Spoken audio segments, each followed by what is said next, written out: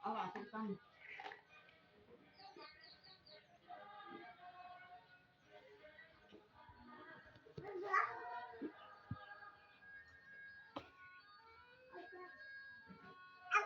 โอ้บัดน้องมูติดต่อมาสักค่ะ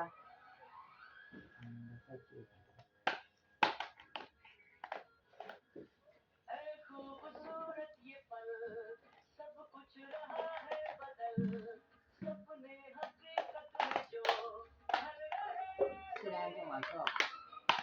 อาชีพก็ไม่ต่อไปใช่เลยวันนี้ชอบโอ้ยอะไรค่ะ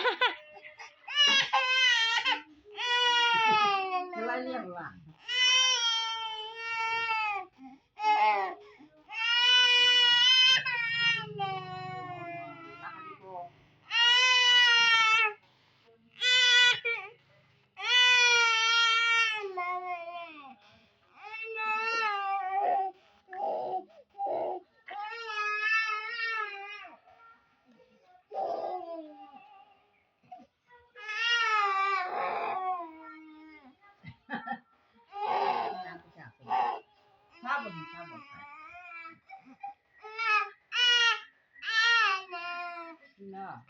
ดำคือกระไรท่านไหนยังงงก็แล้ว